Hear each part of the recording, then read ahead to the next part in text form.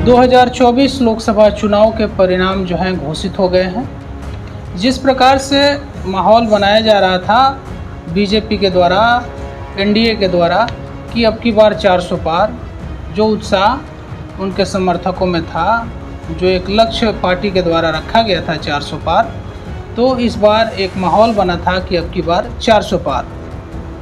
और जब exit poll आते हैं तो एग्जिट पोल भी उसी तरफ इशारा करते हैं कि एनडीए की जो सीटें हैं वो 400 के आसपास ही आएंगी। लेकिन जब 4 जून को जब रिजल्ट आता है तो वो बिल्कुल इससे इतर हो जाता है। जो एनडीए है वो 300 के आंकड़े को भी नहीं पार कर पाती है। अब देखिए, बीजेपी को जो सबसे बड़ा नुकसान होता है 80 सीट वाले उत्तर प्रदेश से।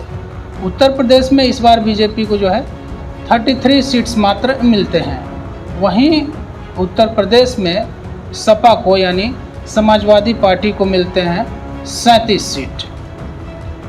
1 जून को 2024 1 जून को करीब शाम 6:30 बजे से जब एग्जिट पोल के नतीजे आने शुरू हो जाते हैं तो किसी को अंदाज़ा नहीं था कि एग्जिट पोल में जो बीजेपी और एनडीए को बहुमत जो इतना दिखा रहा था, तो ये सारे के सारे एग्जिट पोल जो हैं झूठे हो जाएंगे, सारे जो है आंकड़े गलत हो जाएंगे।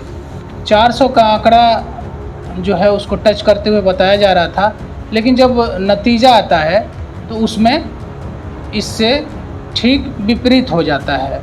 नतीजों के हिसाब से रिजल्ट नहीं आ पाता है। अब इसके क्या कारण हैं?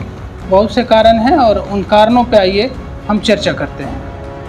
अभी तक जो मतगणना के आंकड़े हैं, जो आंकड़े हमें मिल रहे हैं, तो बीजेपी को झटका लगता हुआ नज़र आ रहा है। जैसे उत्तर प्रदेश में, पश्चिम बंगाल में, पंजाब में, हरियाणा में, राजस्थान में और पंजाब में बुरी तरह से बीजेपी जो है पिछड़ गई है। कई दलों ने जो है ज़बरदस्त वापसी भी की है, और वापसी की है तो उसमें क्या है कि बीजेपी के कौन से ऐसे कारक रहे जिसके वजह से बीजेपी जो है पिछड़ गई।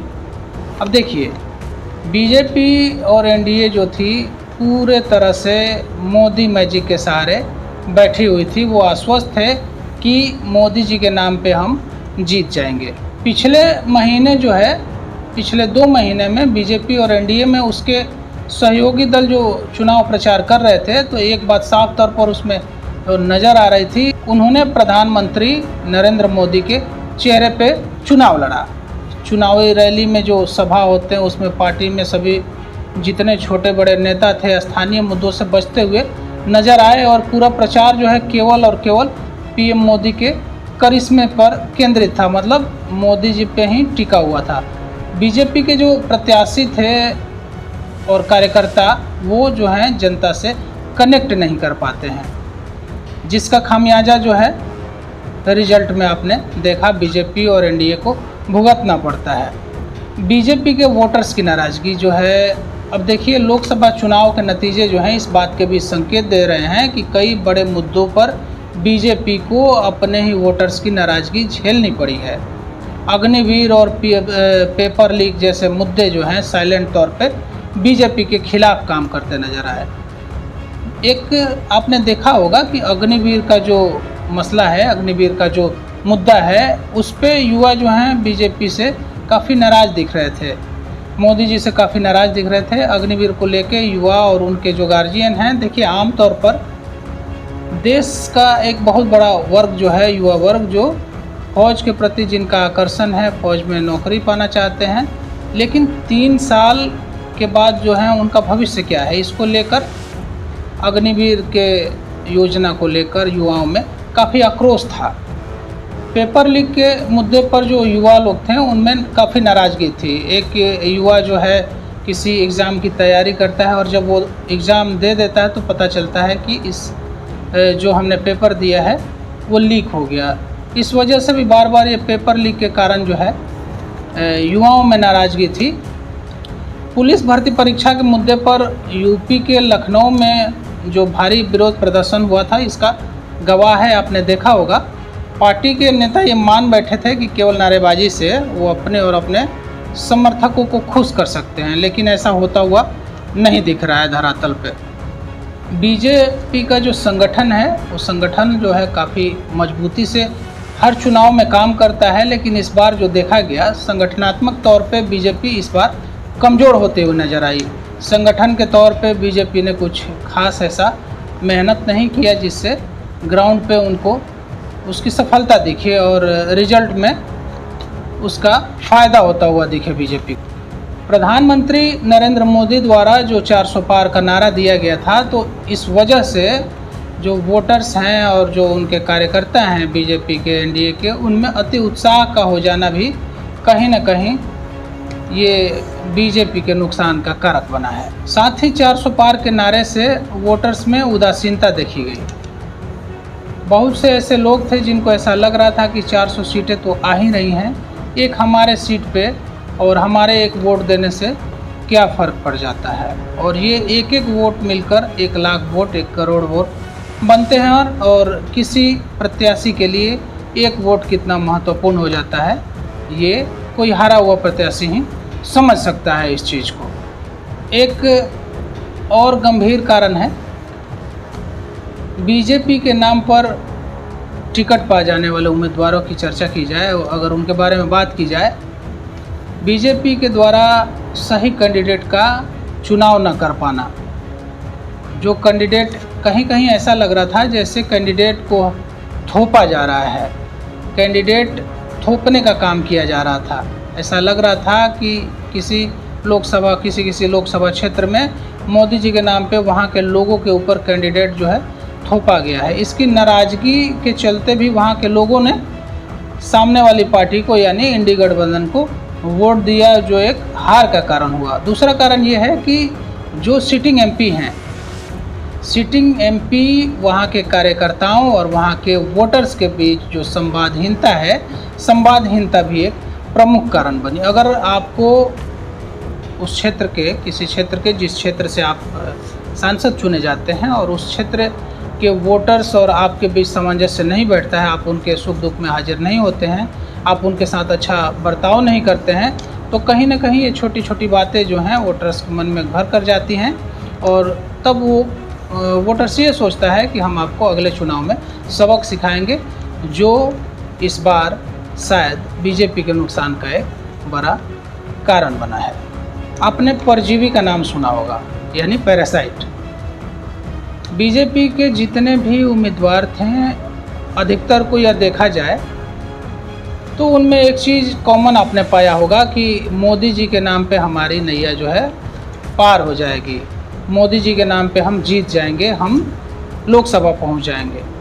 तो जिस प्रकार से ग्राउंड लेवल पे उनको मेहनत करनी चाहिए थी, अपने कार्यकर्ताओं को ब्रीफ करनी चाहिए थी, अपने कार्यकर्ताओं के साथ सामंजस्य बैठाना चाहिए था, अपने कार्यकर्ताओं के सुझाव लेने चाहिए थे, वो चीज़ उस चीज़ का अभाव दिखा है, जो एक प्रत्याशियों के हारने का कारण बना है।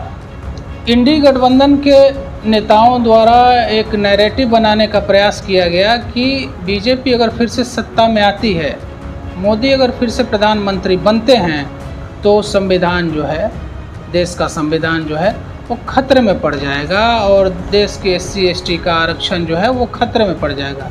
और कहीं ना कहीं ये भ्रम फैलाने में इंडी गठबंधन के नेता जो थे वो सफल हुए और जो बीजेपी और एनडीए के नेता थे वो इस मिथक को तोड़ने में असफल हुए। कुछ लोग तो ये भी कह रहे हैं, जैसे चर्चा ये भी है कि जो बीजेपी के जो अध्यक्ष हैं JP नड्डा जी, उन्होंने किसी मंच से ये कहा था कि हमें RSS की आवश्यकता नहीं है, जिसका एक खराब मैसेजिंग जाता है संघ के लोगों पर। और जैसा कि आप जानते हैं कि संघ के लोगों का टिकट बंटवारा से लेकर और साइलेंटली बीजेपी के लिए वो ग्राउंड पे काम करते हैं।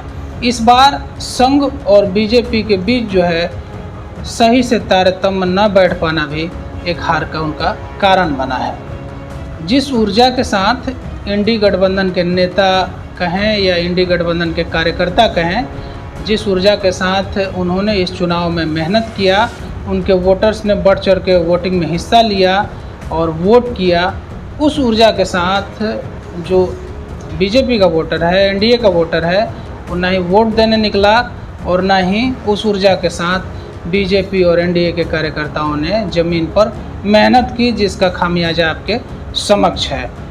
बीजेपी के या एनडीए के प्रत्याशी जो थे वो इंडी गठबंधन के प्रत्याशी को कम आंकने की कोशिश करते रहे। यहाँ तक कि आपने देखा होगा कि राहुल गांधी को भी कम आंकने की कोशिश की गई और राहुल गांधी ने दोनों ही सीटों पर ज़बरदस्त जीत हासिल की है।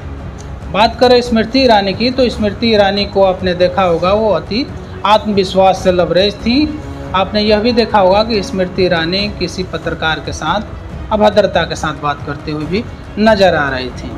अति आत्मविश्वास कहीं ना कहीं उनके लिए खतरनाक हुआ और साथ ही अमेठी के लोगों ने, अमेठी के जो उनके कार्यकर्ता हैं, उनको उस हिसाब से, उस ढंग से उनको सपोर्ट नहीं कर पाए और वोटर्स को वो अपने पक्ष में करने में असफल रहीं। आपने ये भी देखा होगा कि अमेठी से ना ही राहुल गांधी चुनाव लड़ते हैं, ना ही कि प्रियंका गांधी।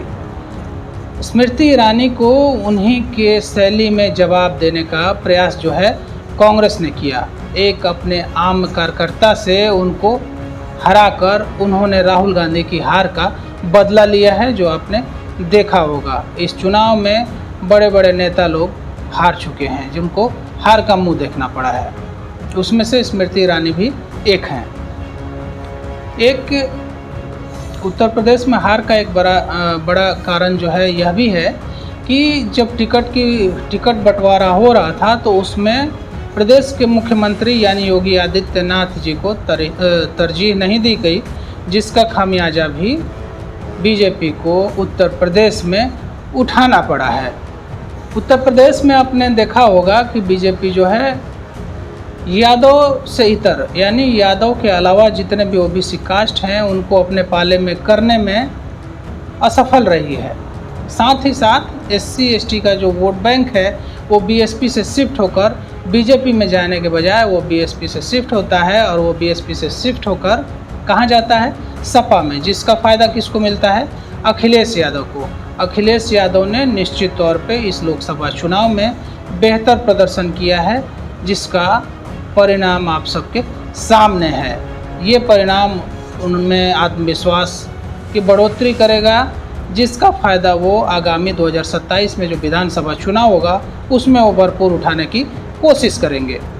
इस चुनाव में इंडी गठबंधन ने विभिन्न प्रदेशों में जातीय गोलबंदी करने में वो सफल रहे हैं। टिकट बंटवारे से लेकर और उस क्षेत्र के जातियों को गोलबंद करने में इंडी गठबंधन सफल रही है, जिसका फ़ायदा उनको जीत के रूप में मिला है। आपने देखा होगा कि इंडी गठबंधन के जो नेता हैं वो जातियों के आधार पर जाति बहुल क्षेत्रों में उस जाति के कैंडिडेट को टिकट देने का काम किया, जिससे वहाँ पे उनके प्रत्याशी की जीत सुनिश्चित हो सके और उन प्रदेशों में और स्पेशल जो भी लोकसभा क्षेत्र थे जाति बहुल, उस क्षेत्र में वैसे समीकरण के हिसाब से कैंडिडेट्स को टिकट दिया गया और कैंडिडेट जो हैं उनके सफल भी हुए। हालांकि बीजेपी इस मामले में पिछड़ती हुई नज़र आई। बीजेपी का जो वोटर है एक बहुत बड़ा वर्ग जो है वो मध्यम वर्ग है और बीजेपी अपने मध्यम वर्ग पर ध्यान नहीं देती है, या यूँ कहा जाए बीजेपी मध्यम वर्गीय वोटर्स के सुविधाओं पर ध्यान नहीं देती है। गाड़ी खरीदने से लेकर, इनकम टैक्स से लेकर, पेट्रोल भरवाने से लेकर, टैक्स कौन भरता है? मिडिल क्लास आदमी। और यही मिडिल क्लास आदमी जो है आपको यानी बीजेपी को वोट करता है और यही मिडिल क्लास आदमी पिस रहा है। गाड़ी खरीदता है उस पर टैक्स देता है, पेट्रोल खरीदता है उस पर टैक्स देता है, कोई सामान खरीदता है, एक अच्छे रेस्टोरेंट में चला जाए तो वहाँ दो उससे जीएसटी लिया जाता है, स्टेट का अलग लिया जाएगा, सेंट्रल का अलग लिया जाएगा। तो इन चीज़ों पर भी ध्यान देने की आवश्यकता है। आपने देखा होगा कि मोटरसाइकिलों के, कारों के रेट्स में कितना उछाल आया है। एक आम आदमी अगर मोटरसाइकिल लेने जाएगा, बाइक लेने जाएगा, कार लेने जाएगा तो उस पर टैक्स का भार कितना पड़ता है। तो इन चीज़ों को भी ध्यान में रखना चाहिए बीजेपी को, क्योंकि जो उनका एक बहुत बड़ा वर्ग है, वोटर वर्ग है जो मिडिल क्लास, उसको आप अपने पाले में करने में असफल हैं तो किस प्रकार से आपको ऐसी बड़ी जीत देखने को मिलेगी। महंगाई का जो मुद्दा है, महंगाई, इस बात से इनकार नहीं किया जा सकता कि महंगाई जो है इस चुनाव में बहुत गहरा असर डाला है वोटर्स के मन पे।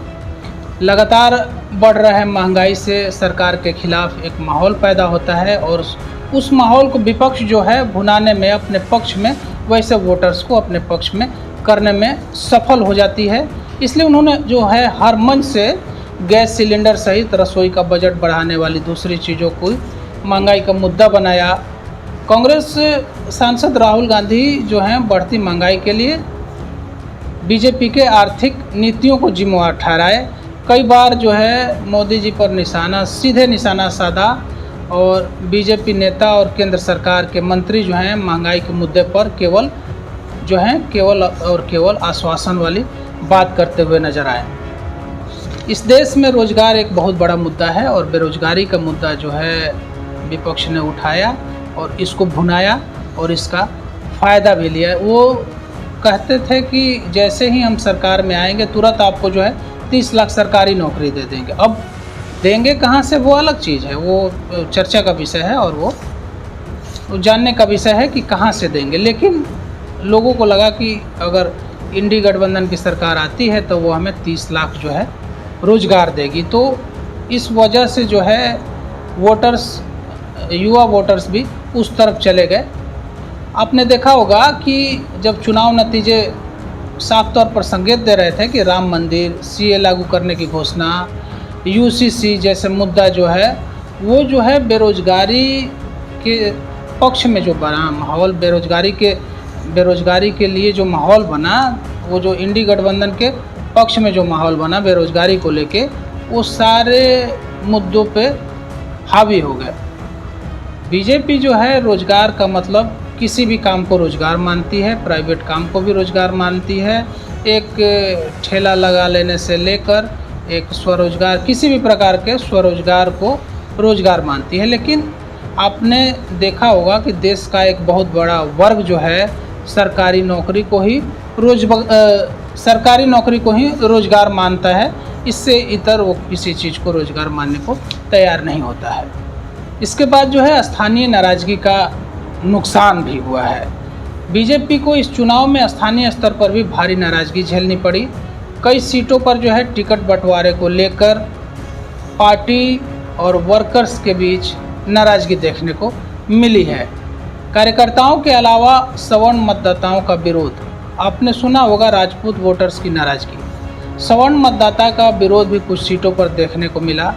कुल मिलाकर कहा जाए तो बीजेपी इस चुनाव में केवल उन मुद्दों के भरोसे रही जो आम जनता से कोसों दूर रही, जिसका खामियाजा आपने देखा कि बीजेपी को इतनी कम सीटें आईं।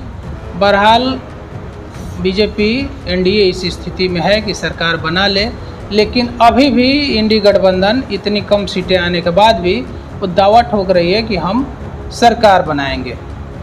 हमसे जुड़ने के लिए बहुत बहुत आभार। नमस्कार, धन्यवाद।